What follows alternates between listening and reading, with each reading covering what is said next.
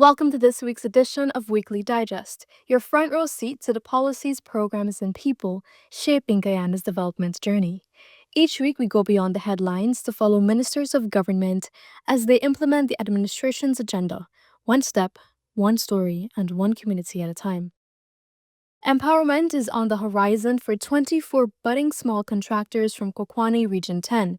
They have been recently awarded contracts to construct concrete roads within the community. The small contractors said it will change their lives and the community. While underscoring the impact of initiatives of this nature, the Public Works Minister Bishop Juan Edgel urged the contractors to employ persons from within the community. Everybody's entitled to work, and this program is designed to create employment. We will do other things, and people will have to get a chance. Over in the tourism sector, a new eco-lodge in Warapoka is expected to provide visitors with a more nature-based experience. Warapoka is the only community in the Moruga subregion that has explored opportunities in tourism as a means of fostering sustainable livelihood. During the recently concluded National Two Shelves Council conference, a request was made for assistance in constructing the eco-lodge, and it did not fall on deaf ears. And I'm pleased to say on behalf of His Excellency the President that your request for the lodge has been approved and it will be part of this year's response. In fact, the budgetary allocation you've made available is $8 million for your lodge. Residents of Warapoka, Santa Cruz, and Cubana Region 1 have benefited from the distribution of 232 water tanks.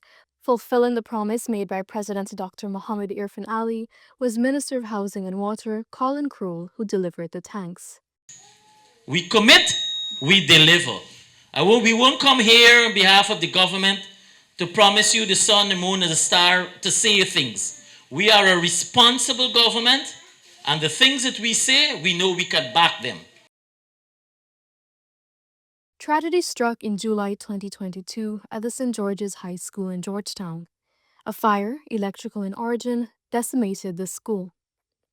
Hundreds of students had to relocate, but out of that chaotic situation birthed a grand idea of building a school dedicated to the sciences.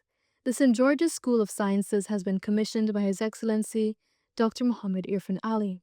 And of course, many teachers, parents, and students are proud to be among the first to experience digital learning at its best.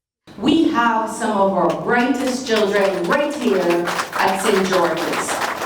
And that's not by accident. The dream is that wherever we are teaching secondary education, in any of the 40, hear that number, 40 secondary schools we are currently building in one Irfan Ali presidency, one term. In any of those 40 schools, you must get the same education you could get in the traditionally top schools. So top schools, look out, they're coming after you. Over 300 caregivers and early childhood practitioners from around the country were gathered in one place to brainstorm ideas. The Ministry of Human Services and Social Security hosted the first Early Childhood Development Conference.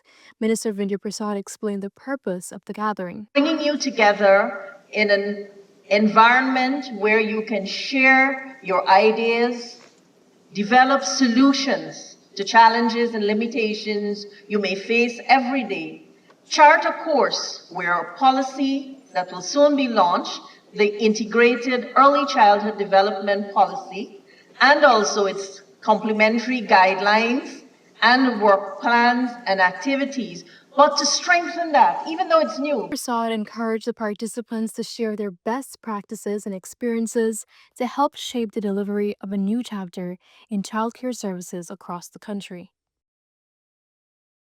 24 Indigenous youths from Regions 1, 9, and 10 graduated from the Ministry of Amerindian Affairs Community Service Officers CSO's Garment Construction Training Program. The graduation ceremony was held at the Amerindian village Sophia on Friday.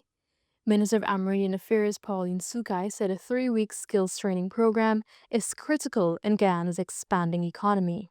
Garment construction is still a useful talent, a useful skill in every remote community. It is also useful for those who are desirous of making a profession out of it. So, this is like the basic foundational teaching that you've received in terms of garment construction. And that's how the week unfolded, one step at a time, one community at a time, but many stories are being written. That's it for this edition. We'll see you next week with more stories from the heart of government.